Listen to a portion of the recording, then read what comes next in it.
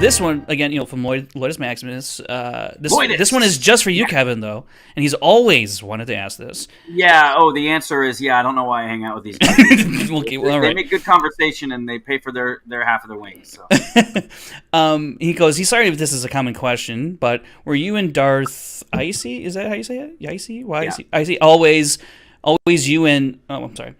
Always working on that whole saga together, or did you only come together at the end of his half of the saga? And either way, how did it come to be? Who approached who? And is it a similar story with you and Darth Vark, or for Convergence? I always thought that Revan's first appearance in KOTOR 2, part of Logan's story, in the prison at the end of Hunger for Force, wasn't Logan's model or Kevin's voice, and that the true Logan was only introduced in the final 2 chapters. Maybe I'm wrong, but I've always been curious. Glad your cancer scare wasn't too serious, Kevin. Hope Thank you. You stay well. You're not wrong. Originally, so Darth Icy is my buddy, Brandon Twigg, who did the Kenobi cut. Mm-hmm. He did his own KOTOR 2 movies. I had done my KOTOR 1 movies, and everybody was like, well, when's he going to do his KOTOR 1 movies? Because they liked his movies, and people would always ask, when am I going to do my KOTOR 2 movies?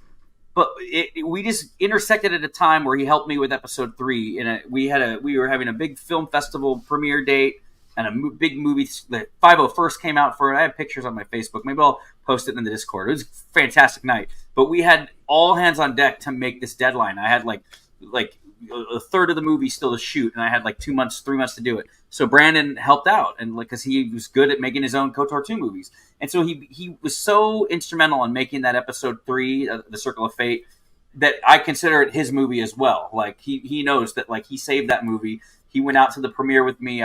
He was on the Q&A panel with me, and so when people would ask him what about your KOTOR 1 movie, he always felt he loved my movies. He came into the community with my movies.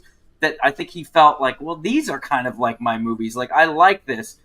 I like the Logan verse, as they call it. And for me, just pure out of straight, not laziness, but the undertaking of doing a KOTOR 2 movie, when I thought that Darth Icy's movies were so good, that's why we connected. We were like, well, dude, why don't we just connect the two? And he was just about to finish his last movie, where in his last movie, his main character, the female, Mitra, finally connects with Revan or Logan, and he could have made it. So earlier movie, he did have a different voice for the Revan, and we've canonically explained it away if that's what in his head what he looked at in the mirror. Whatever, he'll reshoot it one day and do a special edition, I'm sure, because at that point he was going to do his own. But when we come together, we're like, screw it, let's just move forward. We could do a recasting, just like the fans can get a recasting of Luke. And so we had the trailer where at the end, Mitra turns around and he says Mitra, and he turns around. It's a great trailer. And he's like, instead of Chewie, we're home. It was the same trailer built. But at the end, instead of Chewie, we're home, he says Mitra, and it fades up. And it's Logan looking at Mitra saying, about damn time, she rescues him. And everybody freaked out. They're like, oh my God, your worlds are connected. So a great eye. It was, for me, it was out of pure respect for Darth Icy's movies. I could never make them as good as he did. And also laziness, I didn't want to. And I think for the same thing, he didn't want to try to make his own KOTOR 1 movies when we can tell new stories. We're having way more fun telling brand new stories like Convergence. And so to answer your question about Convergence is kind of the same thing. Darth Varkor was a fan of my movies. I remember getting messages from him in 2009 or 10. He's a British kid, but he was 14, 13. Now he's a full professional working in London or whatever, or the UK anyway, as an editor, oh, cool. A full grown adult man now with a life and stuff. And so he made his own movies that were so good, but it was about, and he did a whole saga. The guy works faster than I've ever seen anyone. So he did a whole saga he did a KOTOR 2 movie series, then he did a KOTOR 1 movie series. And his KOTOR 1 movie series, he had the guy look more like the canon face of Revan, which, to my defense, I never knew what Revan looked like. Is there a canon face of Revan?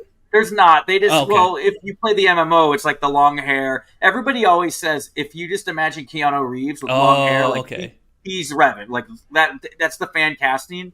So, and the MMO had him have long hair. The novel did, which sucks, because in the game, the whole point was Revan is whoever you want it to be. You could have a female, black, Asian, it didn't matter.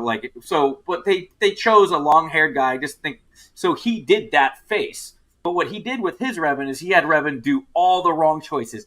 and just do everything bad. I mean, the way he kills the companions that, like, in my movie I save and cherish, and they have their own fates, he literally, like, kills, like, Teenage Mission, kills Zalbar brutally. And wait till you find in this movie, man, I always speak too much, but in Convergence, we have the it was like, why don't we, it was started as a joke, or it was like, hey, why don't we do Into the KOTOR verse, where your dickhead Revan meets my good guy Revan, right? Because we always joke team Revan, team Logan, team Dan, or whatever. And then this guy Greg Mitchell, who wrote our scripts for my other KOTOR project, we wrote an outline together, and then he wrote just this freaking script that is so beautiful. If you see the clip we released last week, it introduces so many powerful concepts of, like, and it's hard if you're not a KOTOR fan. So the best way I can relate is, imagine Anakin Skywalker at the height of his Jedi-ness having a whole buddy cop movie with evil Anakin that just committed all these atrocities. Yeah. And then there's a sequence in our movie which is bound to happen, and maybe I'm speaking too much. But I'm not going to say it in terms of how it happens in my movie, but imagine if good guy Anakin lived a different world where he was good, and he stopped the Clone Wars, and he stopped the Palpatine and everything, and he lived like a good Jedi Knight, and then he got sucked into the void, and then is hanging out with evil Darth Vader version.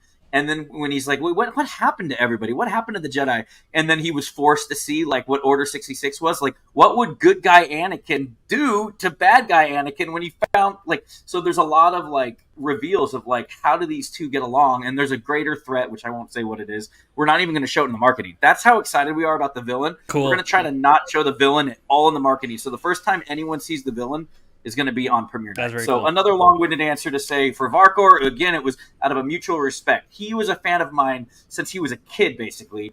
And then when it was like the apprentice surpassed the master. His movies were so good that I was like, dude, like, I'd love to work with you. How would we do it? And then it came from literally a joke in Discord where I was like, into the KOTOR verse. And then our wheels started turning. And the story is so deep and so powerful and so heartfelt. Like, it is not some cheesy thing. Originally it was going to be cheesy. We're going to have, like, Lego, KOTOR, like, all these universes and stuff. No, this is, like, it takes itself seriously, and it's a great story. So thanks for asking that question, my friend. Yeah, so that's it. So both times it was just because I wanted to join. I wanted to jump on all of the more talented people's coattails. That's why I work with Icy, and that's why I'm working with Barkor. There you go. So I want to capture their magic. So there you go. I mean this sincerely. I'm really looking forward to watching and see what you guys come out with, because like, you're selling it really well right now. I'm like, damn, I really do want to watch this.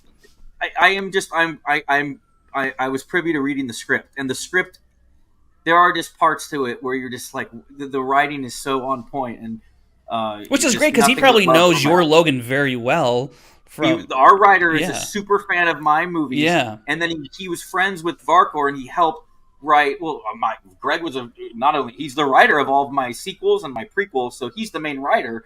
So, but he also helped out with Varkor during one of his last movies, so he knows the Varkorverse, as they call it, like, way in depth that I wouldn't know. Even though I watched all of them once, and that's what got me on board, I was like, well, I wouldn't know simple details. But, like, we're talking, like, little things, man. Like, the clip tomorrow is an interesting clip, too, where I can't even say anything. Is it coming out Thursday, or is it Friday? It'll be released. It'll be released. So I won't release.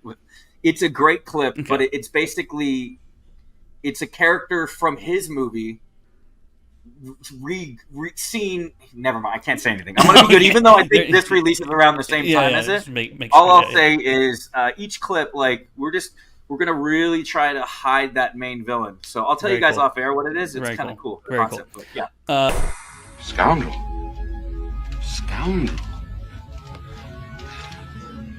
I like the sound of that.